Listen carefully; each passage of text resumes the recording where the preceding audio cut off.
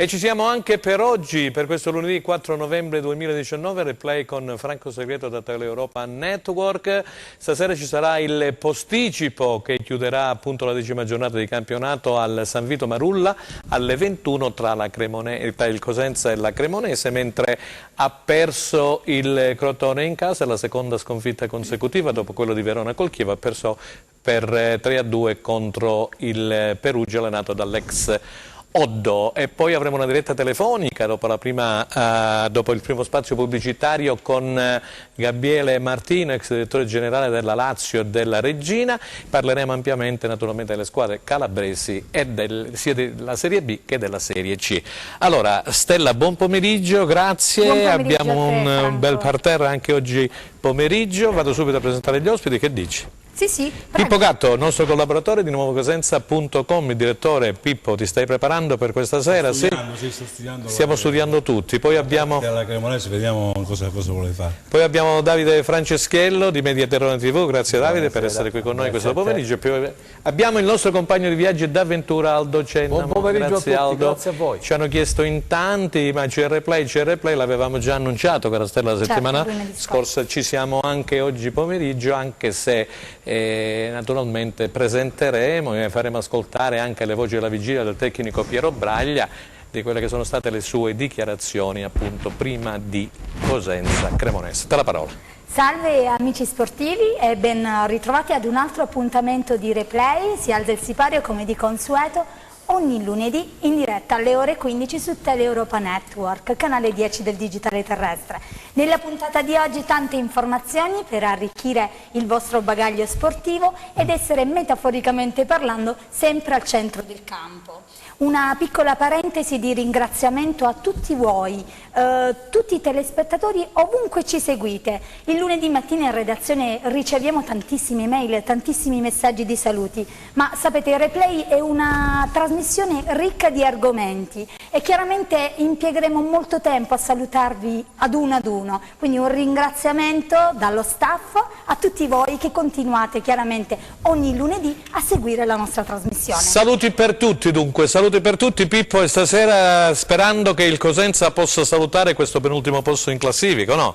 Una partita importante. Poi ci hanno scritto anche in tanti di questo passaggio il Presidente Quarascio, poi leggeremo anche quello che ha detto il Presidente Quarascio attraverso il sito, però io direi di concentrarci principalmente sulla partita, perché amici carissimi che ci seguite da casa è una partita di fondamentale importanza, perché la Cremonese aveva Rastelli allenatore ex Cagliari, poi parleremo anche del mio Cagliari. Pippo, una parolina me la devi dire. Certo. È stato esonerato Rastelli, al suo posto è arrivato Baroni, un altro che praticamente stai godendo come una iena, a menadito, esatto, la Serie B, però anche lui, anche Baroni non è riuscito a trovare finora la quadratura del cerchio, perché c'è giocatori importantissimi la Cremonese, da Valzania dell'Atalanta a Ceravolo, sul quale c'era anche il Cosenza quest'estate, giocato nel Parma, poi c'è Soddimo e Ciofani della Cremonese, l'ex Ravaglia in porta, Agazzi, che non si sa stasera se giocherà Agazzi, ex Cagliari, quello che il Cosenza si era interessato lo scorso anno, e insomma è una bella partita, dicevo, una partita molto delicata, per cui se il Cosenza, come tutti ci auguriamo, dovesse vincere farebbe un ottimo salto in classifica, andrebbe ad 11 punti e lascerebbe a 10, poi vediamo anche i risultati con la classifica generale,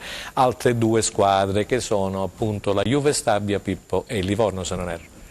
Assolutamente sì, tra l'altro c'è pure quel Kingsley a lungo inseguito da Trinchiere e Braglia che doveva approdare a Cosenza, il Bologna non lo voleva dare, poi alla fine l'ha dato alla Cremonese che ha fatto incetta di campione, dobbiamo dirlo, anche se i risultati non hanno dato poi, come dire, il ritorno che ci si aspettava da un organico del genere.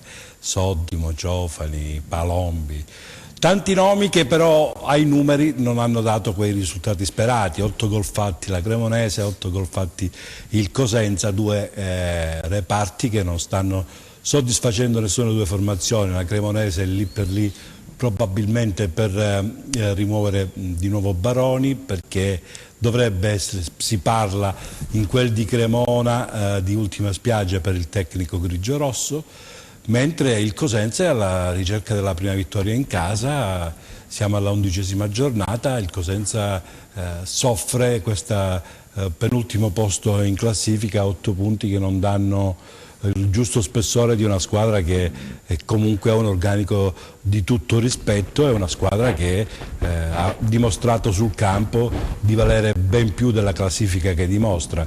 Sarà stata la sfortuna, Braglia si è anche un po' giustificato delle due brutte partite fatte, sia quella con il Livorno che quella con l'Entella Chiavari, dove sono capitate in mezzo alla settimana due partite che hanno probabilmente portato in campo giocatori che non riescono magari a tenere questi ritmi, il turnover obbligatorio, e alla fine magari ci si è messo anche del suo, nel senso che alla fine poi lui si è preso un po' tutte le colpe, come tutti gli allenatori seri fanno normalmente. Hai detto bene, come tutti gli allenatori seri. Perché bene. Alla fine, non dimentichiamo, Braglia quando abbiamo pareggiato ha detto abbiamo preso un punto che non meritavamo, quando se non sbaglio Con Livorno. Con gol di Pierini. Col gol di Pierini, un gol stratosferico.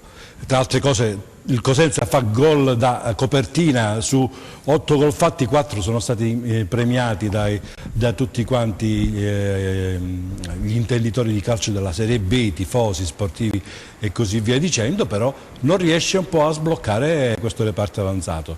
Il problema sta nell'allenatore, che ovviamente sta cercando, nell'allenatore nel senso che sta cercando di risolverlo con l'organico che è, sappiamo tutti, il ritardo con cui è partito, i giocatori sono arrivati a settembre, una serie di cose che ovviamente arrivati a questo punto del campionato bisogna un po' rivedere. La Cremonese ha annunciato che giocherà con un 4-3 mascherato, più o meno anche loro, con prima linea da fare paura, Soddimo dietro Ciofani e Ceravolo, insomma brutta gatta da pelare. Il Cosenza non è da meno, perché lì davanti se gioca, adesso non sappiamo, poi Braglia come al solito ci sorprende sempre, se giocherà col 4-3-3 con i tre davanti, Rivière, Carretta e Bazzi, che stanno facendo bene, oppure vedremo quello che succederà. Questo bisognerà vedere, anche molto dipende dall'impiego di Monaco o meno. Poi c'è da capire anche il campo, vista la pioggia, speriamo che reggi.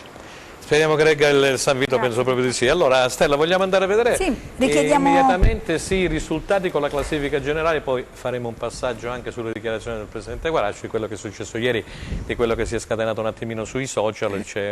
Abbiamo un fermo immagine con una risposta del Presidente che dice no alla domanda di due colleghi di Lamezia sul fatto che lui si presenta appunto come sindaco, come candidato a sindaco. Insomma, sentiremo questa battutina e poi sentiremo anche da Stella, poi lo leggerai tu, Stella, quello che praticamente è il comunicato del Cosenza Calcio, la prima risposta del Presidente Guarascio, che ripeto è stata no. Allora io ringrazio in regia questo pomeriggio Luca Chito, poi ringrazio Massimo Fino che dirige la Camera e Francesco Camposano alla messa in onda. Allora, i risultati della Serie B con la classifica generale. Grazie Luca.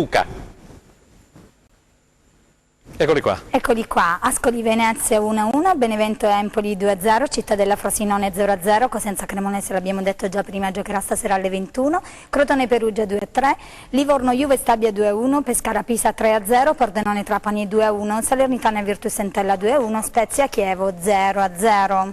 Andiamo a vedere allora la classifica generale, che vede al comando il Benevento, che ieri ha battuto l'Empoli dell'ex Bucchi per 2-0, questo Benevento di Pippo Inzaghi che è ormai lanciatissimo. Vai. Benissimo, al comando Benevento con 24 punti, a seguire Perugia 19, Crotone, Chievo, Pordenone, Salernitana con 18 punti, Ascoli, Empoli, Cittadella con 17 punti, Pescara 16, Virtus Entella 15, Frosinone 14, Pisa 13, Venezia 13, Spezia Cremonese 12, Livorno Juve Stabia 10, Cosenza 8, chiude la classifica Trapani con 6 punti. Allora Davide, vedere questa classifica praticamente fa un po', o no? Non la guardo. Ah, non la guardo, la guardiamo insieme poi in tribuna stampa alla fine della partita però.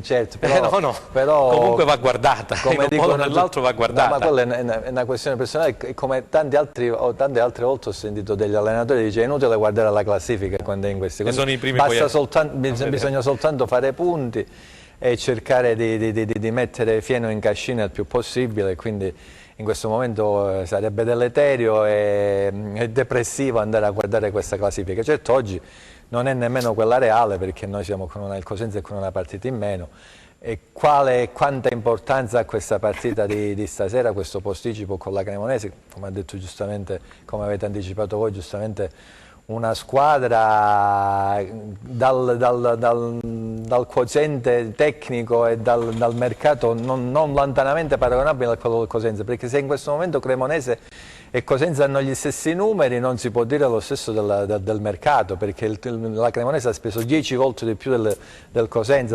Basta pensare a Ciofani, soltanto Ciofani è costato 1 milione di euro. Siccome c'è Ravolo che viene pure dalla Serie A, non gliel'hanno regalato, lo stesso Palombi dal Lecce, o Soddimo ex Frosinone, già 4-5 giocatori valgono 5-6 milioni di euro.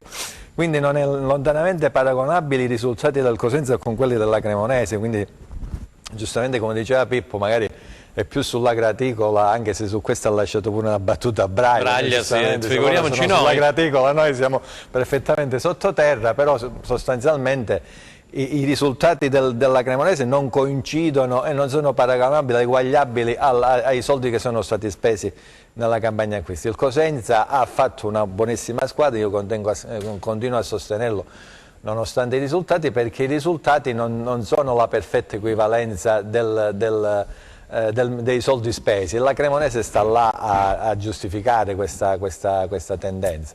È una perfetta alchimia di risultati, di congiunture che portano alla vittoria delle partite, cose che sta facendo molto bene il Benevento o la Regina in Serie C, poi penso che ne parleremo, e che purtroppo non sta gratificando il Cosenza Calcio. Aldo, mi inquadri questo momento del Cosenza, per cortesia, sia da parte della classifica, e poi entreremo come secondo giro nella dichiarazione che ha rilasciato poi la società a nome appunto del Presidente per quel discorso hobby, passione, non hobby, eccetera. Franco, è un momento che io parlo naturalmente tecnico-tattico, sportivo, capisci? È un momento che lo abbiamo già vissuto anche l'anno scorso. La storia 2 anni fa, la storia si ripete. La mia posizione è chiara, perché l'ho sempre detto che la campagna acquisti è stata una campagna acquisti buona dal punto di vista dei giocatori, però in ritardo. Braglia ha avuto momenti di sconforto, perché con 12 o 13 giocatori ha dovuto fare il ritiro, e quindi è tutta una storia che ormai l'abbiamo raccontata. Io mi sono espresso, quindi la sanno tutti. Adesso la sanno tutti. Adesso, caro Franco, è il momento di stringersi attorno alla squadra. Chi pensa di fare giochini, giochetti, sbaglia. Stasera abbiamo una partita importantissima. Io penso che il pubblico sia il 12° uomo in campo, deve essere presente, ma deve essere presente e incitare la squadra e non pensare ad altro, perché se noi stasera riusciamo, come io mi auguro e spero, perché io sono molto fiducioso, a vincere questa partita, secondo me il Cosenza incomincia di nuovo a fare una serie di risultati, perché poi la serie di risultati c'è stata, ci si è interrotta, perché onestamente l'ultima partita è stata veramente giocata malissimo e lo stesso Braglia lo ha riconosciuto, per cui secondo me oggi è il momento di stare vicino alla squadra. Tutto quello che c'è da dire lo si dirà a fine campionato, poi faremo il resoconto. Oggi io personalmente, che sono stato critico e sono sempre critico, ma costruttivo, nel senso che io quando faccio la critica non la faccio perché ho qualcosa contro qualcuno, contro qualcosa, ma la faccio perché amo, come tutti noi, il Cosenza. Io amo il Cosenza, a me per quanto mi riguarda gli uomini passano, il Cosenza rimane, perché è una fede, per cui stasera la mia fede, il mio impegno è andare al campo, tifare come uno stesso per dare la vittoria al Cosenza, tutto il resto è noia. Ok, tutto il resto è noia, dice Aldo Cenu. Allora vediamo un attimino, Pippo, introduciamo quel discorso giusto perché la notizia del giorno.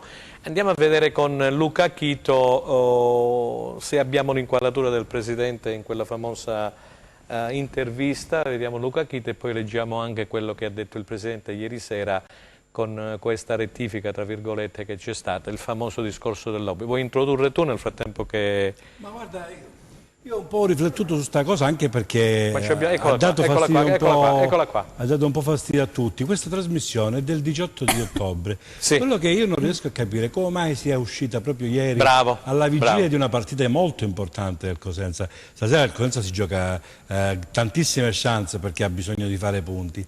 Ed è uscita in un momento... No, ma perché si è scatenato il web? Tu che sei un uomo da web. No, infatti è scoppiata sul web perché qualcuno l'ha messa lì sul web, l'ha andata a pescare e ha innescato un processo che giustamente la società ha comunque risposto, nel senso che il Presidente si è un po' fatto sentire. Sappiamo tutti che purtroppo c'è la campagna elettorale, c'è la par condicio e molte cose, lo stesso Presidente non può neanche parlare se non alla presenza degli altri competitors, perché questa cosa è uscita all'interno di una domanda fatta a proposito della campagna elettorale, gli veniva chiesto ecco, raccontala tu. il suo impegno. No, banalmente dice, ma il Cosenza è un mio No, prima ha detto lei rimarrebbe alla guida del Cosenza, che ovvio la domanda gliela fanno, è normale, dice, ma, lascerebbe il Cosenza, il sindaco, no, poi lascia il Cosenza, no, virgola. lui ha detto il Cosenza no, virgola. è un mio hobby, nel senso che da imprenditore che ti può dire, lui non è l'imprenditore, non è l'azienda principale che ha, lo sappiamo tutti. È ovvio che il tifoso di Cosenza, se gli si dice che il Cosenza è un hobby, un po' ci rimane non male di più, però purtroppo nella dialettica può capitare che sbagli la parola, è uno sbaglio grave, anche perché magari andava fatto un po' più con più, come dire, utilizzare un termine magari, perché quello che voleva dire il Presidente è comunque è una cosa in cui mi sono impegnato, è una cosa che mi piace fare, e da lì il discorso possiamo oggi. Sì, andiamo a leggere chiaramente. Vediamo l'altra immagine del Presidente con Stella Battaglia, grazie. E lui ha poi chiarito che è un impegno per il Cosenza, è una passione, è normale. Okay, allora il Presidente Eugenio Goraccio eccolo qua il Presidente. chiarisce alcune dichiarazioni estrapolate da una sua partecipazione ad una trasmissione televisiva e risponde: durante una delle tante interviste cui ho partecipato, in questo intenso periodo di attività politica, ho utilizzato il termine hobby per definire la mia esperienza come Presidente del Cosenza.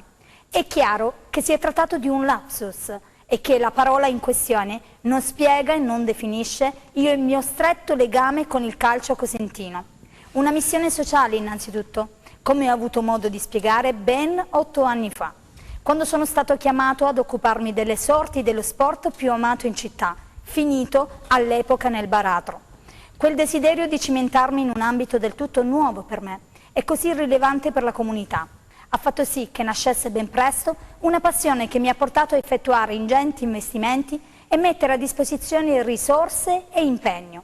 I risultati ottenuti, non solo in ambito sportivo, mi ripagano degli sforzi fatti fino ad ora. Oggi il Cosenza è una solida realtà, un gruppo di uomini e donne che lavorano per crescere sempre di più.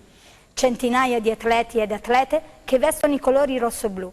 In questi anni abbiamo gratificato la passione dei nostri tifosi, riportando il Cosenza alla ribalta nazionale. Abbiamo avvicinato le giovani generazioni facendole innamorare dei lupi. No, il Cosenza non è assolutamente un passatempo, è una fantastica avventura, un'esperienza positiva, una passione vera. Grazie Stella, ci sono dei passaggi molto importanti, caro Davide Franceschella, è una passione vera, non è un passatempo. Allora Pippo mi pare che sia stato molto chiaro e preciso, vorrei sentire la tua opinione. Ma i dubbi che ha suscitato Pippo ce li siamo chiesti perché tutti tu quanti. Ieri ho visto anche un tuo post ieri pomeriggio. Ma io, è indubbio, quindi partiamo da un presupposto, dobbiamo capire bene perché è stato scelto questo momento per far uscire questa notizia, e già questo potrebbe essere indicativo di una cosa che comunque era passata sotto traccia, insomma, era comunque un problema politico questa dichiarazione. È logico che poi, una volta venuta fuori questa dichiarazione, i tifosi, anche io stesso, insomma, sono rimasto un attimino perplesso, insomma, è sicuramente una dichiarazione che lascia il tempo che trova, però bisogna capire tutta la situazione, per come tutto il contesto, il contesto e per come è uscita fuori questa notizia. Certo, qualcuno non ha aspettato altro che poter in qualche modo attaccare il Presidente Goraccio, però come dicevi giustamente tu, in questo momento è così fondamentale andare a parlare di questa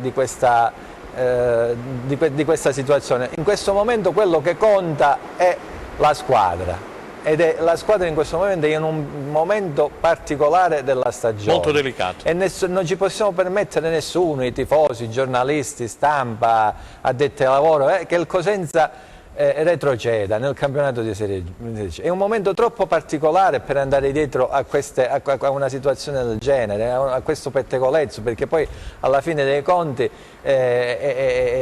potrebbe risultare esclusivamente un pettegolezzo a questo punto. Quello che conta stasera è andare allo stadio, nonostante il tempo, in questo momento sta piovendo, però per stasera pare che il tempo sia migliore, e quindi sostenere la squadra e farla uscire da questa impasse, da questa situazione di classifica. Poi, eccola là, per parlare di queste cose ci sarà tempo, fermo restando che bisogna tenere in considerazione una cosa, e io questo mi rivolgo ai tifosi del Cosenza: è possibile che un presidente non abbia, come Guaraci, non abbia passione per questi colori dopo aver anticipato ben 500.000 euro per ristrutturare lo stadio e il terreno di gioco, quindi mettere in conto un anticipo di 10 anni di fitto del terreno di gioco e dello stadio verso l'amministrazione comunale. Verso l'amministrazione comunale vuol dire proiettarsi per altri 10 anni sul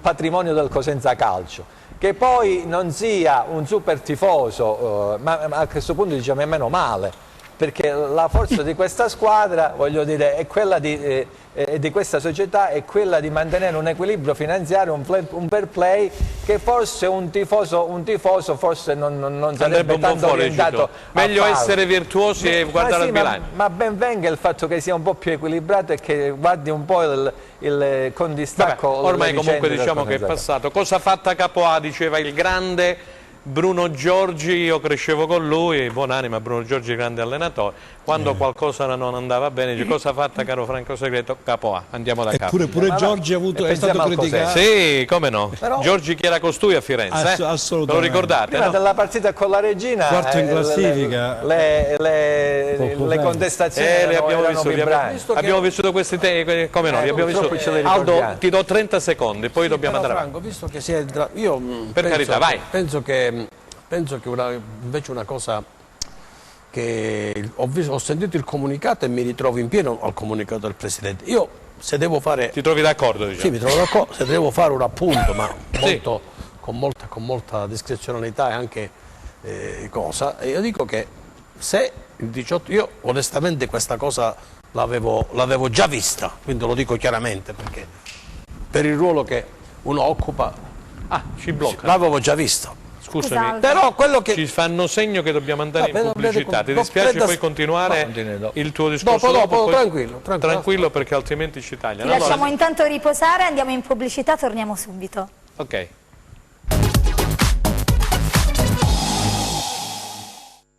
Allora, seconda parte di Replay, arrivano tantissimi messaggi, telefonate, però purtroppo abbiamo una puntata ricca di contenuti, salutate a tutti, lo rifacciamo ancora una volta, eccetera. Io volevo far concludere Aldo Genoa perché poi abbiamo, mi dicono già al telefono, il dirigente calcistico Gabriele Martino, già direttore generale, direttore sportivo della Lazio e della Regina, che ci sta ascoltando. Caro Aldo, ti do un minuto e poi diamo la parola subito a Gabriele Martino. Grazie. Dicevo prima che è chiaro che un imprenditore come Guarascio, che è un imprenditore importante, una persona per bene, una persona seria, uno che ha dato tanto al Cosenza, poteva pensare che il Cosenza era un hobby, e si capisce subito, però io una cosa devo dire, se fossi stato un collaboratore di Guarascio, con molta modestia, immediatamente dopo che è uscita questa cosa, perché Guarascio si è accorto in quel momento che il hobby avrebbe potuto suscitare e che nel tempo la cosa poteva essere portata su, perché ormai con i social, caro Franco, non si nasconde più nulla. Io avrei modestamente, con molta modestia, senza assolutamente andare a calcare la mano su questa cosa perché non me la sente, io l'avrei fatta subito, l'avrei fatto subito. Ho capito, tu dici l'avresti fatta subito. Scusami Francesco, ma la mia posizione, no, lui dice, ma come è stato il 17 ottobre? Davide, è uscito il 3 novembre del 17 ottobre, lui dice... Quando si fanno queste cose, immediatamente bisogna fare. Lui purtroppo si è distratto perché poi ha tanti impegni, tanta cola politica, ti fa impazzire, però io l'avrei fatta immediatamente. Però onestamente lasciamola cadere, pensiamo al Cosenza, poi a fine campionato faremo comunque qualche riflessione perché la dobbiamo fare. Se no che Benissimo, facciamo? a fine campionato qualche riflessione dice il nostro amico Aldo Cena, ma allora vediamo Gabriele Martino. Buon pomeriggio direttore. Buon pomeriggio a voi tutti. Grazie, se mi date un po' di ritorno in studio, caro Luca, perché con questa pioggia che cade a catinelle sento veramente male e lontano. Vediamo adesso se ci sentiamo meglio. Pronto? Si sente? Ecco, pronto. Ecco direttore, benissimo. Allora, stavamo parlando del Cosenza, una situazione un po' particolare, al di là di quello che è successo col Presidente che poi ha chiarito, eccetera, però insomma, stasera il Cosenza deve affrontare questa Cremonese che è una signora squadra, considerato che la classifica di entrambe, ma principalmente quella del Cosenza, è una classifica che piange, direttore Martino. 8 punti, a 10 dicevamo c'è la Juve Stabia con Livorno. Una vittoria proietterebbe a livello di classifica la squadra a 11 punti e naturalmente ci sarebbe anche tanto morale, tanta fiducia e quindi l'autostima farebbe il suo corso. Grazie. Sicuramente avete già parlato e detto l'importanza, la delicatezza soprattutto della partita di questa sera. Una partita proprio delicata secondo me, non solo e non tanto sotto l'aspetto sul piano della classifica dei 3 punti, quanto più proprio per l'autostima di cui si parlava prima. Una partita delicatissima secondo me anche sul piano emotivo, perché da un lato ci sarà, io mi auguro, il tantissimo pubblico tra gli spalti che dovrà spingere i giocatori e il tecnico a cercare la vittoria ad ogni costo. Dall'altro lato ci dovrà essere invece una squadra in campo che sì dovrà cercare di vincerla questa partita con la Cremonese, sì, ma che non dovrà in alcun modo perderla. Ecco la delicatezza dell'incontro di stasera, perché sul piano emotivo ti spingi verso la vittoria, perché la classifica dice in questo momento che sei penultimo in classifica, che hai 8 punti, che non hai ancora vinto fuori casa, che non hai ancora vinto in casa, scusatemi, ma che giochi contro una Cremonese che in atto sembrerebbe una tua diretta concorrente, ma quanto ad organico non è sicuramente da bassi fondi della classifica. Quindi una partita delicata che mi auguro che il pubblico spingerà la squadra verso una prestazione importante. Io guardando avanti e vedendo che la prossima poi giocherai a Trapani, dico che in queste 2 partite devi fare 4 punti perché la classifica poi sia meno affannosa di quella che è attualmente. Qui abbiamo Pippo Gatto, il collega di nuovocosenza.com, il nostro collaboratore, e poi l'altro collega Davide Franceschiello e il nostro opinionista Aldo Genova. Pippo, vuoi iniziare tu per il direttore Martino una domanda? Sì, no, vista la sua esperienza, anche perché situazioni del genere, partite delicate così sono importanti, alla fine danno un po' anche il là allo spogliatoio, perché vincere significherebbe un po' mettere un po' le ali anche al morale, soprattutto al morale. Io penso che probabilmente Cosenza soffre di un'altra cosa, direttore, forse ci sono troppe polemiche. Lei che ne pensa? Non sento bene. No, Cosenza forse soffre di troppe polemiche, cioè polemiche che nascono... Sì, seguivo anche il polverone che si è alzato su un sostantivo usato dal Presidente, su che cosa è il Cosenza per lui. Io dico che le polemiche vanno messe da parte. La Serie B è un patrimonio troppo importante per la tifoseria, per la città, per cui in questo momento, in questa fase delicatissima del campionato, non dimentichiamo che comunque siamo ancora appena alla 11ª giornata, ma è una fase delicata proprio per le polemiche che si possono aprire. In questa fase delicatissima del campionato bisogna solo stringersi accanto ai giocatori, accanto a Braglia, per superare appunto questo periodo sicuramente delicato. Vediamo se c'è qualche altro ospite che vuole parlare, appunto vuole porre una domanda al direttore, al docente, ma perché poi il direttore mi deve dire una battuta sul Crotone di queste due sconfitte e sulla Regina naturalmente. Al mitico direttore una domanda semplicissima.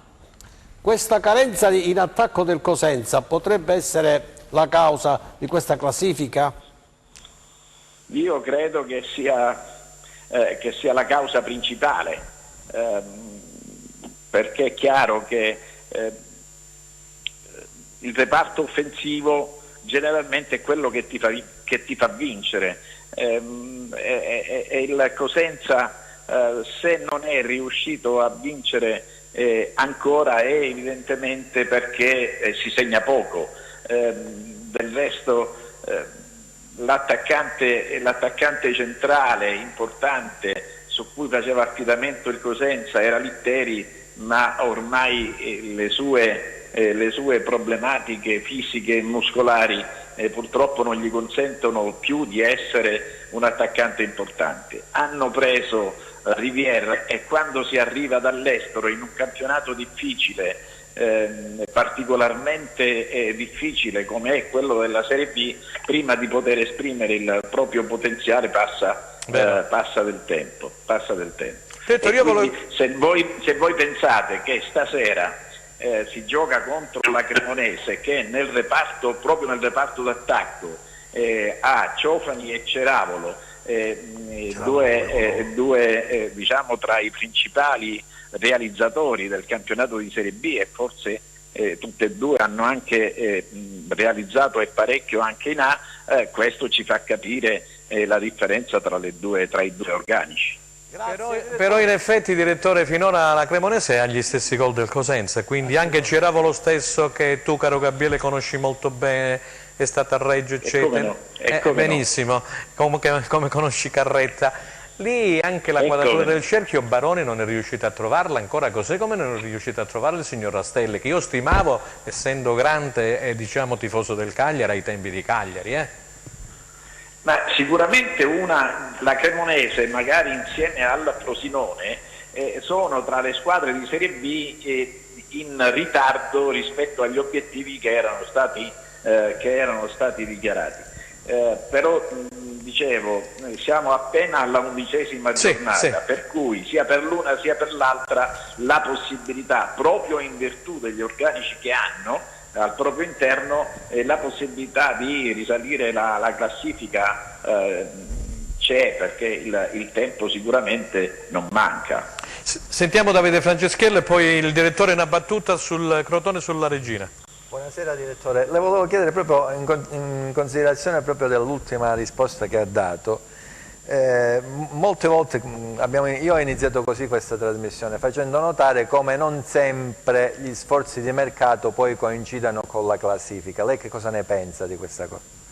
Certo, soprattutto in un campionato di Serie B, ogni inizio soprattutto di campionato è molto particolare, per cui vedi il Pordenone che è a appena un punto dal secondo posto, mentre Frosinone e Cremonese, giusto per dire, due squadre costruite per altre ambizioni, per altri obiettivi, che sono decisamente in ritardo.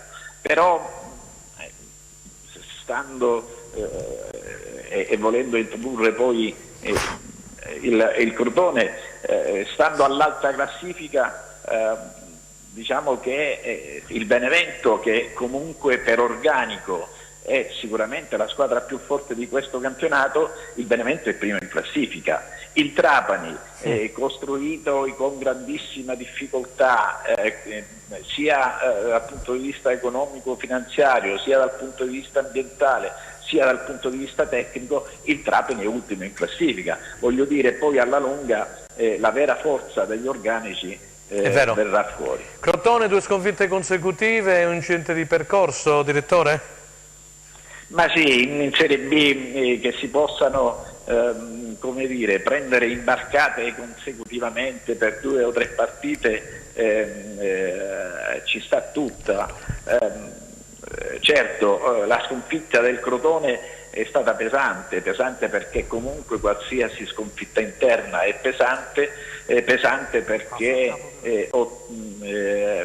si è perso contro il Perugia, che oggi è al secondo posto in classifica. Ma come dicevo prima, a parte il Benevento, che secondo me è una delle due posizioni per la promozione diretta sarà proprio appennaggio del Benevento, per quanto riguarda l'altra invece io credo che il Crotone possa inserirsi tranquillamente per la lotta al secondo posto. Regina Calcio c'è Pippo, vai con la regina che ci ha tanto a cuore il direttore. Sì, la voglio stuzzicare sul suo piano perché posso dire la sua regina, fra virgolette, sta dominando il campionato, più 5 sulla seconda, è un organico a mio avviso impressionante, ha messo la quinta Mimmo Toscano. Per me giochi fatti in Serie C?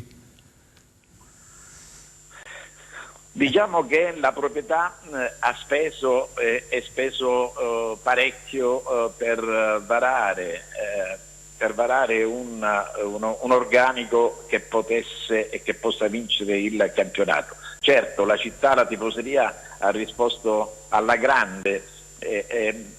A Reggio Calabria per un Regina Bisceglie e Regina Cavese vanno 12.000 persone, per un Regina Catanzaro vanno 15.000 persone, e quindi si è scatenata questa sinergia, questa simbiosi tra tifoseria e squadra, che è una componente importantissima dal punto di vista tecnico. Ad una squadra importante il condottiero è altrettanto importante, ancora più importante. Un allenatore, Mimmo Toscano, che voi conoscete benissimo perché ha vinto anche a Cosenza, che ha vinto in altre piazze, in altre città, e che, consentitemelo, io mi auguro veracemente che possa vincere anche a Reggio Calabria. Finora la Regina ha giocato da leader indiscussa di questo campionato, con grande autorevolezza contro qualunque avversario e su qualunque campo, però siamo ancora a un terzo del campionato. Direttore, grazie molto per la disponibilità. Quando si trova da queste parti il lunedì magari ci porta Mimmo Toscano.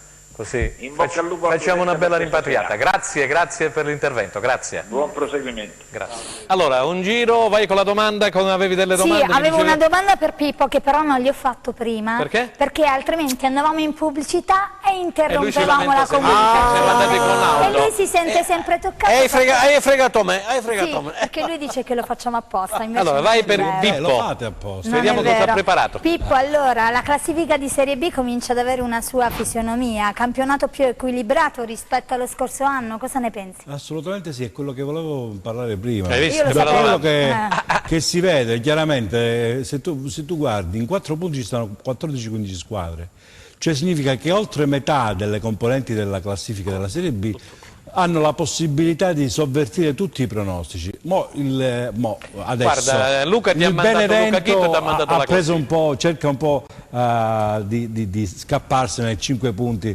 che ha consegnato al Perugia. Però dal Perugia in giù, se tu guardi fino a 14 punti, sono 4-5 punti, fino al Pisa anche che ci metterei, addirittura Venezia. In 5 punti ci sta tutto quanto il campionato, poi c'è lo spezzone, anche la lotta per salvarsi. Guardate, Spezia, Cremonese 12, Livorno assolutamente, e anche quella è aperta, cioè, Trapani 6. non pensiamo che la Cremonese rimane lì dove sta, così come il Frosinone, prima o poi risolveranno i loro problemi. Speriamo la Cremonese non stasera, da sabato prossimo in poi. Però la classifica parla chiaro, cioè adesso come tutti gli anni la Serie B offre le possibilità a tutti, anche al Cosenza, di fare il campionato. Sono d'accordissimo, perché la Serie B è veramente un campionato lungo e può succedere di tutto. Io direi di andare ad ascoltare Piero Braglia alla vigilia.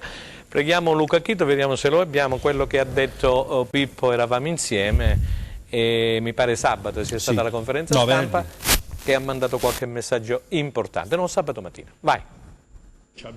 Adesso il Cosenza deve cominciare a fare punti. Braglia lo sa bene e non è un caso se stamattina all'incontro con i giornalisti ha raccomandato ai suoi una maggiore determinazione. Io dalla mia squadra vorrei molto più coraggio, vorrei vederli come li conosco io, sarebbe anche l'ora, Vorrei vedere una squadra che non gliene frega niente e di nessuno e che va in campo e fa la prestazione piena di coraggio, di voglia, di temperamento. Il tecnico insomma vuole una squadra più scafata e cattiva e non molle e timorosa come è capitato di vedere più volte in questo inizio di stagione.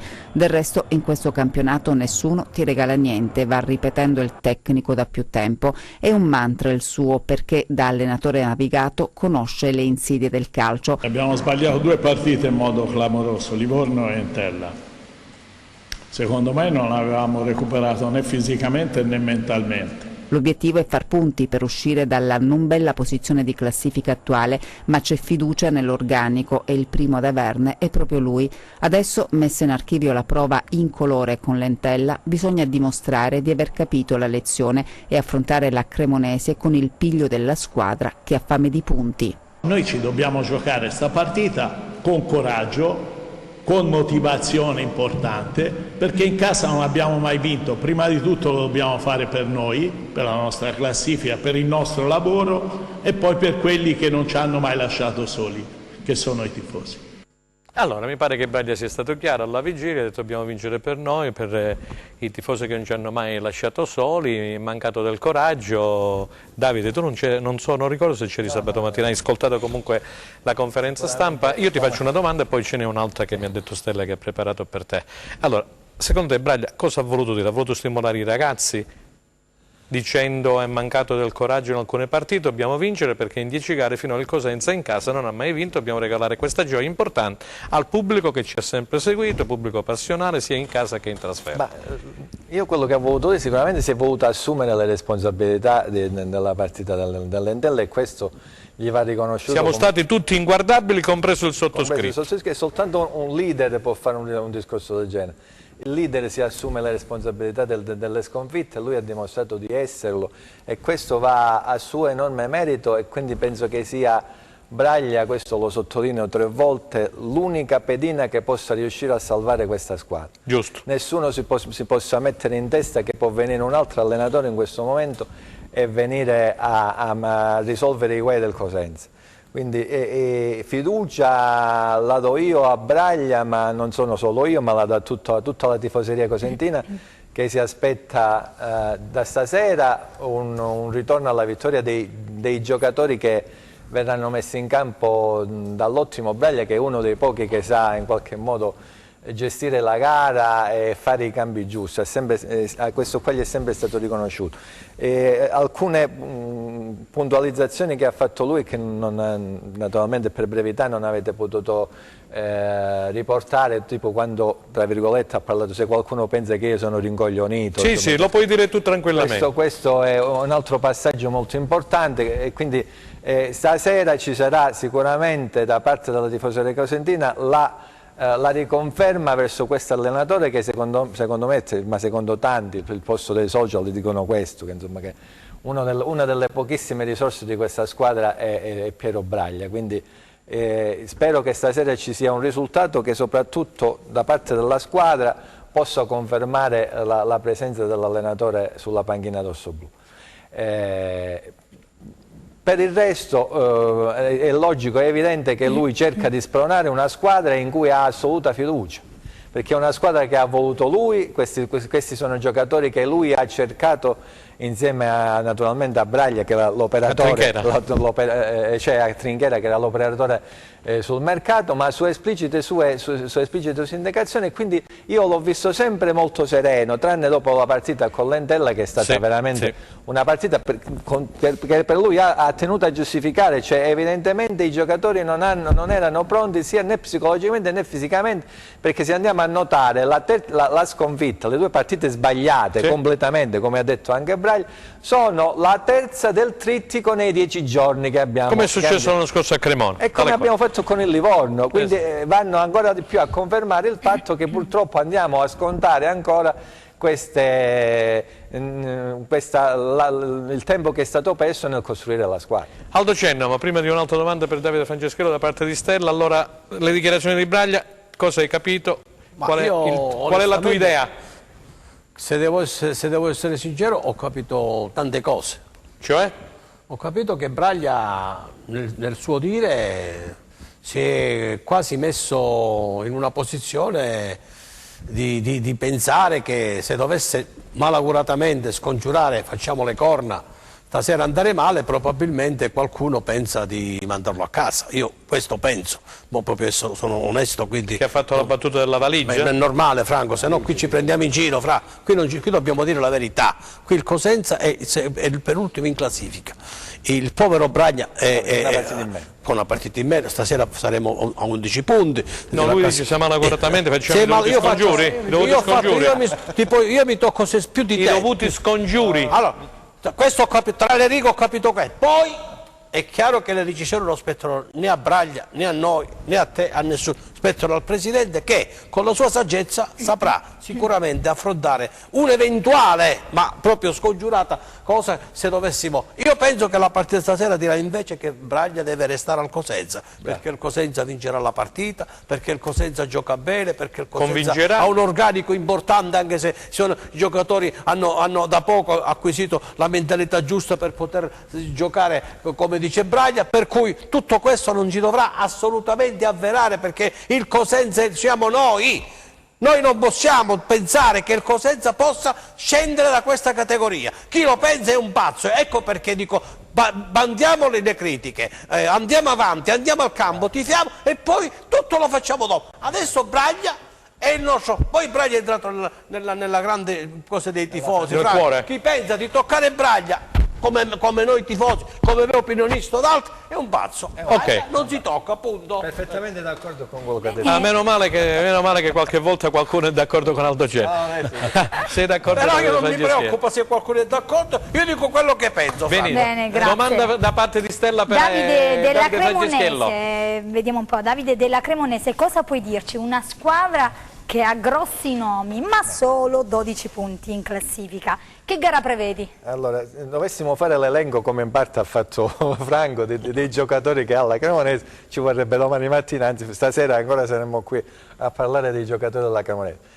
Soltanto chi non segue il campionato di Serie B, non segue il calcio, non conosce le potenzialità di una società. Io l'anno scorso ebbi a fare un'intervista a Ravaglia, ex nostro portiere del Cosenza. Si gioca nel posto lui Agazzi stasera. Lui Agazzi, tra l'altro è rimasto molto legato alla nostra città, alla nostra squadra. E diceva, io gli chiedevo ma come mai l'allenatore è stato esonerato, parliamo dell'anno scorso, Mandorlini, era Mandorlini. Perché che è un signor allenatore. Che è un signor allenatore che aveva avuto la sfortuna soltanto di pareggiare qualche partita in più. E l'hanno mandato via. Abbiamo una società che punta espressamente alla Serie A.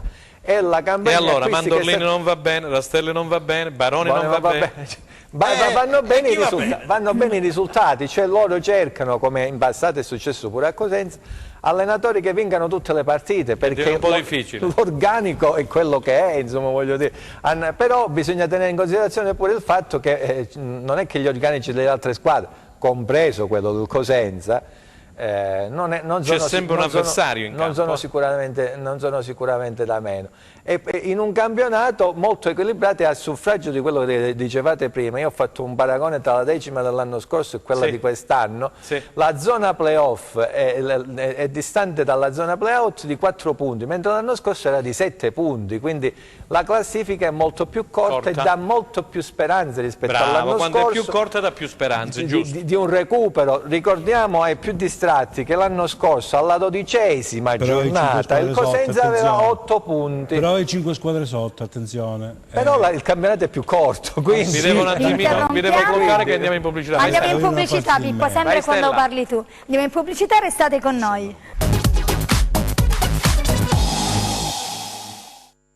Terza ed ultima parte di replay, abbiamo oggi lunedì, siamo arrivati a lunedì 4 novembre 2019, ricordo che questa sera al San Vito Maruna si giocherà Cosenza Cremonese, sperando che i tifosi siano veramente tanti, vero Stella questa sera? Sì, lo spero anche io e comunque sembra che sia calmato il tempo. Allora io direi di andare a vedere quello che è successo tra il Crotone e il Perugia, introduciamo subito il Crotone, sconfitta per 3-2 come dicevo all'inizio, ha vinto la formazione di Massimo Oddo, ex allenatore proprio del Crotone, e poi abbiamo visto da zona una bella intervista a Stefano Fiore, che salutiamo, che nello staff tecnico di Oddo vede sempre la partita da sopra dalla tribuna stampa, proprio per stare in collegamento col suo vice e con Oddo, perché spiegavano poi che l'allenatore segue la palla, il vice segue le azioni e Stefano Fiore invece mette tutto in un calderone e manda telecomandate, no Pippo?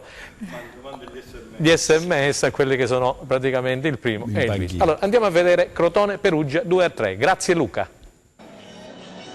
Seconda sconfitta consecutiva per il Crotone, che perde l'imbattibilità allo Scile e si allontana dalla vetta. L'ormai ex capolista si fa scavalcare in campo e in classifica dal Perugia dell'ex Oddo, che consuma una sorta di vendetta sportiva, vincendo nello stadio dove sulla panchina nel rossoblù non l'ha mai fatto. La squadra umbra parte fortissimo, affidandosi a lanci lunghi che scavalcano il centrocampo. Dopo soli 32 secondi, buon aiuto si trova sulla testa la palla del vantaggio, con Cordaz bravissimo ad alzare sulla traversa. Il Crotone non prende provvedimenti e Nicolussi Caviglia riceve palla sulla destra, mette in mezzo per Iemmello, che di sinistro si libera dalla difesa e di destro batte Cordaz. Al 32esimo la gloria è tutta per Vicario, che letteralmente toglie dalla porta un colpo di testa da vicinissimo di Simi. Nella ripresa il Crotone prova subito a pareggiarla, ma al settimo ancora Vicario a compiere un miracolo sul colpo di testa di Benali. Sul capovolgimento di fronte Melchiorri scatta sul filo del fuorigioco e sorprende Cordaz lontanissimo dai pali, trafiggendolo con un preciso pallonetto. Mustacchio accorcia le distanze al 13esimo, risolvendo una mischia dopo il terzo miracolo di Vicario. Ma quando il Crotone sembra essere tornato in piena corsa, arriva al 20esimo la rete di Di Chiara, che coglie di sorpresa la retroguardia rossoblu con un diagonale deviato da Golemic. Nel finale la seconda rete di Mustacchio, che accorcia le distanze, e proprio sul fischio finale è ancora Vicario, eroe del giorno, a negare il pari a Golemic, togliendo la palla dall'angolino basso. Ho fatto i complimenti per un'ora di partita straordinario, siamo stati un po' polli e un po' sfortunati nelle occasioni del gol, però non mi piace perché per come ha reagito la squadra a 25 minuti dalla fine. È una squadra che non ha mai mollato, è una squadra che ha sempre mantenuto una costante, un ritmo nella partita, anche stando sotto, e quello che mi dispiace è che abbiamo dato la sensazione di aver mollato sul 3-1. Quando poi invece dal 90esimo, 88esimo, mezza palla gol, siamo ritornati ad essere quelli che siamo e quasi portiamo a casa il punto. Ok, capita Pippo, capita una sconfitta, Crotone ne ha infilate 2 di seguito, sperando che si possa riprendere, perché poi leggeremo il prossimo turno, giocherà venerdì in anticipo. Come inquadri tu questa situazione? Per me non doveva assolutamente perdere la squadra di Stroppa, perché ha giocato veramente una buona partita. Non dico calo di concentrazione, ma c'è qualche giocatore che probabilmente il gol di Cordaz c'è qualche responsabilità. Sì. Però probabilmente troppa sicurezza alla fine ti porta anche a sbagliare, perché alla fine un po' il Perugia sta lì, una squadra che è un altro organico con tanto di cappello. Oddo ha anche le sue buone motivazioni. Però ho visto che poi l'ha messo in un angolino il Crotone, hanno fatto sì, muro veramente alla grande. Assolutamente sì. Ci ha provato fino all'ultimo minuto, che dire, può succedere. Guarda, il capitolo di Serie B è così strano, è una squadra che comunque a mio avviso si risolleverà subito, non ha alcun problema, anche perché lassù in testa bisognerà vedere, sono tutte quante lì, c'è il gruppone, ecco la classifica di nuovo. Ci sono 2 posti in palio e c'è il gruppone, non è che stiamo dicendo che il Crotone chissà cosa ha perso, è lì al secondo o terzo posto, 19 Perugia, 18 Crotone, siamo là, Chievo 18, insomma, voglio dire, addirittura c'è il Pordenone che li ha raggiunti. 18. Una mediocrità La vera di campionato. outsider questo Pordenone, Ha fatto 17 gol il Pordenone. La riflessione che facevo ieri, se il Pordenone ha 18 punti... È una squadra di Serie C con 2 / elementi di E categoria. l'Entelle ha 15 punti. Però ha fatto 17 gol il Pordenone. C'ha Tesser che è un ottimo allenatore, c'ha Tesser che è però molto bisogna bravo. vedere pure il calendario come è andato, insomma sostanzialmente quello che ha detto Martino, ma è quello Vabbè, che 18 si dice. punti voglio dire a metà dell'opera, se ce ne vogliono 42, 43 per la salvezza. Però come Ma ha in detto... alto mancano 3 squadre secondo me. E c'è pure, non dimenticate che il giorno di ritorno è un altro campionato. È vero. la Serie B, Come ha detto attenzione. Martino, però i veri valori poi vengono fuori nel impensabile che è il Pordenone. Secondo te quanti punti dovrebbe girare, caro Davide, tu che sei amico dei numeri, il Cosenza? Almeno a Qualcuno mi 20 diceva punti, intorno almeno a 20-21 punti. 20 punti, perché poi il giorno di ritorno, perché c'è una squadra in più quest'anno, quindi la media salvezza si alzerà almeno a 45-46 Tu però considera che poi punti. nel girone di ritorno c'è immediatamente 2 trasferte. E nel girone di Non ritorno dimentichiamo che bisognerebbe c'è farne Salernitana e Pescara. Assolutamente sì. Vabbè. Per ritornare un attimo al Crotone, Crotone se volevo no dire deviamo, sì. due cose, perché sicuramente quello che conta è la prestazione della squadra, i risultati a Verona con il Chievo. Il Crotone non meritava assolutamente di perdere, ci sono state due decisioni arbitrali che hanno lasciato molto da discutere, da desiderare, e quindi là ci poteva stare il pareggio, come ci poteva stare il pareggio assolutamente con un Perugia, che è un'altra di quelle squadre che si sta comportando molto bene, ha giocatori di Iemmello, che è stato l'autore del primo gol, che ha già segnato 8 gol, benché mi pare che 4-5 sul rigore. L'importanza di un giocatore d'area di rigore, di un centravanti come Iemmello, vedi? Uno che ti fa 8 gol. Marconi del Pisa è un altro che praticamente va sempre in doppia cifra. Sono importanti, ma come dicevo una volta a Braglia, come ricorderai tu, che sei sempre molto attento, ha detto Braglia: noi abbiamo l'esigenza di mettere molti più uomini in area di rigore, cioè la famosa densità. Di portare densità in area di rigore, non solo al centrocampo mantenendo palle. Questo che cosa ti comporta? Che pure un'azione, in un'azione può scapparci anche il rigore, come capita al Perugia, perché se il Perugia ha avuto 4-5 rigori a favore, noi ne abbiamo avuto uno solo, questo significa pure che in area ci siamo molto poco. Quello che diceva Pippo. Dobbiamo anche dire no, ma che il Crotone ha trovato un portiere, il Perugia, addirittura Vicario gli ha preso un pallone nell'ultimo minuto, se non sbaglio, è andato a esultare sotto la curva, perché è una parata che varrà tutta la partita. È normale che quando trovi delle prestazioni eccezionali poi alla fine che poi ti arrendi, ovviamente quando fai errore è normale. Aldo, due parole sul Crotone per introdurre la Serie C. Rimango sempre della mia idea che il Crotone è la squadra in questo momento, lo dice anche Stroppa, la squadra più forte che c'è, secondo me assieme al Benevento va direttamente in Serie A, ma è un mio pensiero. Poi giocare questa settimana è stata una settimana terribile, 3 partite in una settimana sono tanti, ragazzi. Ma per il Crotone, per tutte le squadre, mancano lì secondo me. Una non la dico per scaramanzia, ma manca il Pescara, il Frosinone e l'altra squadra, perché onestamente vedere il Pordenone lì in alto e vedere il Pescara e il Frosinone... Guarda caso il Pescara, Davide, da quando è entrato Palmiro sta vincendo. Per cui sarà un caso... Ne ha fatto 4 al Benevento, esatto, ne ha fatto 3 al Per cui secondo me il Crotone ha giocato una bella partita, io l'ho vista la partita ieri, ha giocato una bella partita, però Oddo è riuscito a fare il miracolo, si è preso la soddisfazione, però le rimane una soddisfazione perché secondo me il Crotone e il Benevento vanno direttamente. Il Crotone non sta facendo giocare nemmeno Maxi Lopez, che è infortunato. Quindi c'è un problema muscolare. A maggior ragione ha un potenziale non espresso. Allora Stella, io direi di andare a vedere perché il tempo stringe. I risultati e la classifica di Serie C che richiediamo alla regia. Esattamente, alla regia Serie C quello che è successo, il Rende purtroppo ha perso, ecco andiamo a vedere. Ok, allora Bari Vibonese 2-2, Casertana Viterbese 2-2, Catanzaro Avellino 3-1, Paganese Catania rinviata. È stata rinviata per il maltempo, eh? Sì. Potenza Regina 0-3, Rende Monopoli 1-2, Rieti Francavilla 1-1, Sicola Leonzia Cavese 3-1, Teramo Bisceglie 1-0, Ternana Picerno 2-1. E andiamo alla classifica generale, la Regina, dicevamo prima col direttore Martino, in cima alla classifica.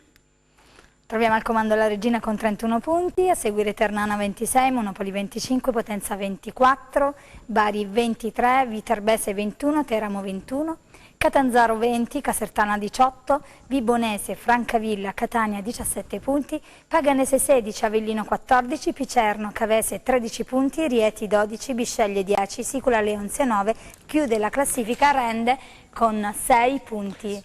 E allora andiamo subito a vedere i gol delle formazioni di Serie C calabresi, il Catanzaro che praticamente ha vinto, esatto, 3-1 con l'Avellino, la prima vittoria di Grassadonia, poi c'è stato questo pareggio importantissimo della Vibonese a Bari, addirittura vinceva per 2-1 la formazione di Giacomino Modica, poi ha pareggiato 2-2 il Bari, e questa bella vittoria, questa impresa della Regina a Potenza contro la seconda formazione del campionato, adesso è scesa ancora più giù, quindi non aveva mai perso, quindi 3-0, complimenti a Mimmo Toscana, questo Corazza che è veramente super, bell'uomo, che ha segnato e poi si è fatto espellere. Andiamo a vedere la Serie C grazie a Gianluca Pasqua. Adesso sì che quella della Regina è una fuga, più 5 sulla Ternana, prima delle inseguitrici, che però al momento non sembrano avere il passo sicuro degli Amaranto. Quello di Potenza era sulla carta uno scontro diretto, ma si è trasformato quasi in una formalità grazie all'1-2 micidiale di Corazza, che nonostante la presenza ingombrante del tanque, continua a fare la differenza, segnando gol da repertorio come il colpo di testa che è valso l'1-0, e da Cineteca vedi il bolide scagliato da fuori area che ha indirizzato il match verso la terza vittoria esterna. Inevitabile sul doppio vantaggio il ritorno degli avversari, ma la squadra di Toscano è stata capace di ridurre al minimo i rischi per poi regalare il tris in chiusura con Bellomo. Segnali di ripresa del Catanzaro che nell'anticipo di sabato ha superato il momento critico battendo l'Avellino, approccio timido dei giallorossi che hanno tremato in avvio come il legno colpito dagli irpini per poi conquistare un successo limpido grazie ai gol di Favalli e Nicastro nel primo tempo e, dopo la rete di Paolo Antonio per i campani, di Canutè che ha chiuso la gara sul 3-1. Vibonese è vicino all'impresa a San Nicola, il vantaggio del Bari è frutto di un incidente tra Greco e Altobello, scontro violento che dà il via libera al gol di Antenucci, uno shock per i calabresi, per fortuna senza conseguenze gravi per il difensore rossoblù. La Vibonese ha avuto il merito di non perdersi d'animo, ribaltando il risultato con le reti dei nuovi entrati Taurino ed Emmausso, un sorpasso vanificato dal gol di Terrani che ha concretizzato un veloce contropiede dei pugliesi. Nuovo KO per il Rende che esce sconfitto dal confronto con il Monopoli, vantaggio dei biancoverdi con Fella che corregge in rete un colpo di testa ravvicinato, giallo sul pareggio fantasma di Rossini, circostanza da goal line technology che lascia tanti dubbi. Il Monopoli tira un sospiro di sollievo e raddoppia con Cuppone, bella girata in scivolata. Il Rende prova a rientrare in gara segnando con Rossini un gol valido a tutti gli effetti, che non basta però ad evitare la disfatta. E allora, peccato per il Rende perché Rossini, come dice giustamente Gianluca Pasqua, insomma il gol era sembrato il più valido, poi non sappiamo, non riusciamo a capire il perché il gol sia stato annullato. Il Rende comunque fa un neo di coda, caro Pippo, con 6 punti. Stella, mi pare che avevi una domanda da fare? Sì, o sei sempre a whatsappare con tutti? C'è gente che tanta gente vorrebbe intervenire in trasmissione, ma non è possibile. Gli ha detto non è possibile intervenire. Non è possibile intervenire. Allora Pippo, una domanda per te e te la pongo adesso perché non stiamo andando in pubblicità, così puoi comunque esporre la tua risposta e non si arrabbia. Siamo a un quarto d'ora dal termine. Allora Pippo, può essere la... un quarto d'ora di tempo quindi. No, non consumare tutta la nostra tempistica. Allora Pippo, può essere la fuga giusta quella della Regina dopo aver vinto 3-0 a Potenza? Quello anche sottolineato il direttore Martino, a mio avviso è la fuga giusta, nel senso messo che un'ipoteca, insomma. Non sta prendendo un colpo, la Regina ha vinto tutte le partite in casa, sta facendo un bottino, sta facendo il fortino a casa con una media di 12-13 mila spettatori a partita, scusate se è poco. Il presidente Gallo sorride alla grande perché il suo cassiere è veramente più che soddisfatto e gli investimenti fatti stanno ripagando, anche perché in panchina non c'è uno qualunque, c'è Mimmo Toscano lo conosciamo, chiamato il cannibale non perché non si accontenta, Mimmo dà in testa adesso che sta prima, ancora di più gli dà in testa perché vuole che la squadra non molli un attimo, e Michele Bruni che era allo sostituto in panchina a Potenza è un altro che gli dà una grandissima mano. Il Potenza fino alla scorsa gara aveva la migliore difesa con 5 gol presi, in casa non ha preso nessun gol, non aveva mai perso, è arrivata la Regina, gli ha fatti 3, gli ha praticamente azzerato, gli ha riempito le 2 caselle che aveva a 0, le vittorie e i gol presi. Dobbiamo dire che probabilmente la Regina si trova già in una situazione di classifica che gli dà adito a Toscano di fare tante cose, perché con Bellomo è stato espulso e non sarà squalificato e non giocherà la prossima partita, però ha la possibilità di giostrare con i giocatori che è un organico che dire, per me la Regina è già lì. Allora, io volevo sentire un attimo Davide Franceschiello, perché poi ogni tanto ci confrontiamo anche in tribuna stampa allo stadio. La Regina abbiamo già detto, ne ha parlato abbondantemente il direttore Gabriele Martino, grande competente di calcio. Io volevo parlare un attimino del Rende, volevo focalizzare l'attenzione al Rende, perché molti tifosi, anche quando andiamo a mangiare un panino eccetera, ci fermano qui a Rende, dice ma come mai, il problema stadio eccetera, non si gioca sempre fuori. Ieri addirittura 165 presenti, alcuni o molti di Vibo purtroppo, per 760 euro, 750 euro, quindi effettivamente è in grande difficoltà diciamo la società del Presidente, poi volevo sentire anche Aldo Cennamo, Coscarella, ultimi in classifica, 6 punti, gol annullato, ieri poteva essere anche, voglio dire, eccolo qua, vediamo il gol che Luca Chito ci fa vedere, non si è capito il perché, qui ci voleva forse la tecnologia online, no, gol on gol, esattamente. E allora volevo un attimino focalizzare l'attenzione su questo Rende che sembrava avesse preso, diciamo, il passo giusto nelle ultime partite, mentre ieri poi ha perso. Quasi con la Leonzio che era... Aveva pareggiato a Catanzaro. Peggio... Pareggio a Catanzaro, vittoria con la Sicola Leonzio e poi ieri poteva esserci questo 2-2, mentre col Monopoli purtroppo c'è stata questa sconfitta. Io ho sentito Rai 3, oggi parlavano di una... i colleghi parlavano di un calo fisico anche della una squadra molto giovane tra le altre cose. Squadra molto giovane, con l'eccezione di Loviso, ex Cosenza. È una delle cose di cui mi pare che abbiamo già parlato un'altra di quelle volte che mi ha invitato. Io ho visto fare la preparazione atletica al Rende al Marco Lorenzo, sì. Cioè, quindi non si sono spostati nemmeno per fare la preparazione atletica, e questo incide sicuramente su un campionato. Però è una squadra che le prestazioni le sta facendo anche bene, perché poi arriva sotto porta, magari anche a Catanzaro avrebbe meritato di vincere per esempio, no? E lì il portiere è stato bravo. Però il cambio dell'allenatore, la questione stadio, questo tricarico mi pare che l'amministrazione comunale si sia messa a disposizione per qualsiasi... C'è questo tricarico che Aldo aveva tricarico, mi rivolgo ad Aldo, la deroga da parte della Lega Pro fino al 3 novembre, ora non so quello che succederà, se c'è Raffaele Guardia probabilmente che lo affiancherà oppure qualche altro. Come la vedi tu questa situazione della società del presidente Fabio Coscarella? Franco, guarda, si è partiti male, perché si è partiti con il famoso progetto stadio o cittadella dello sport che si voglia, e si è pensato che tutto fosse chiaro, limpido, requaro, e si è pensato di andare a giocare fuori. Quando si gioca fuori e si fanno 750 euro di incasso e 130, la squadra come gioca in uno stadio dove non c'è pubblico, dove non c'è afflato, dove non ci sente il tifo, dove non... Cioè diventi veramente, sembra una partita tra scapoli ammogliati per la squadra. È chiaro che ha fatto due risultati importanti, sì, però questa società ha bisogno adesso che il presidente Coscarella la riprenda perché è bravo, Coscarella è bravo, è un imprenditore importante, il Red è nella categoria della Serie C è una squadra blasonata, per cui secondo me c'è necessità di riprendere il Lorenzo, perché ancora il Lorenzo non è stato proprio toccato, il Lorenzo non è stato ancora toccato, per cui si potrebbe tranquillamente in 15 giorni ripristinare il Lorenzo. Coscarella non sia d'accordo. Allora Coscarella purtroppo allora stai pagando lo scotto tra virgolette del noviziato. Io dico quello che mi dicono i tifosi. I tifosi dicono si potrebbe chiudere la parte dei tifosi ospiti e giocare a Lorenzo.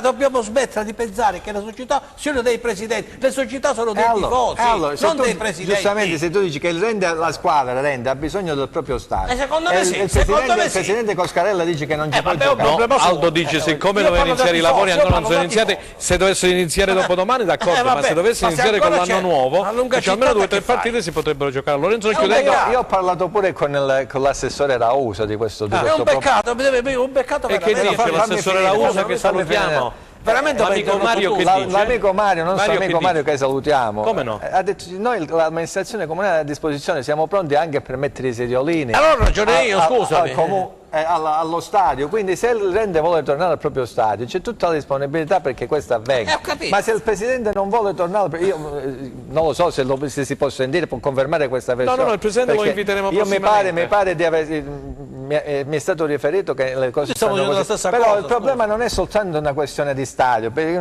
potrebbe essere anche una questione tecnica, perché se una squadra a 6 punti ha già cambiato l'allenatore eccetera eccetera, evidentemente a gennaio qualche cosa sul mercato bisogna fare. perché ancora la salvezza ha 6-7 punti, insomma, quindi si può fare giocare uno stadio vuoto. Si può giocare uno stadio Ok, allora scusatemi che dobbiamo andare a presentare, siamo ai minuti finali. Dobbiamo andare a presentare appunto la partita, ne abbiamo parlato ampiamente, lo ripetiamo ancora una volta, caro Pippo, stasera mancano poche ore a questa partita appunto tra il Cosenza e la Cremonese, stadio San Vito Marulla alle ore 21, e poi vi anticipo che comunque venerdì prossimo il Crotone giocherà su Rai Sport venerdì sera, sarebbe l'anticipo della 12ª giornata, contro l'Ascoli alle 20:45, mentre il Cosenza giocherà a Trapani domenica alle ore 15. Pippo, cosa vogliamo dire? Siamo in chiusura di questa Cosenza Cremonese perché siamo tutti un po' in fibrillazione, i tifosi che stanno mandando un mare di SMS, di messaggi, sperando che il tempo come dire, migliori. Mi sento di fare un invito. Bravo mettiamo da parte tutte le polemiche. Un invito quale cena? Cena casomai dopo la partita. Un invito al Marulla. Mettiamo da parte tutte le polemiche perché in questo momento c'è bisogno di stare tutti quanti uniti, stiamo insieme perché il Cosenza ha bisogno del 12° uomo, c'è bisogno di andare al campo e sostenere la squadra perché mai come oggi il Cosenza è una svolta e ha bisogno comunque di fare punti, c'è bisogno di venire al campo tutti quanti oggi.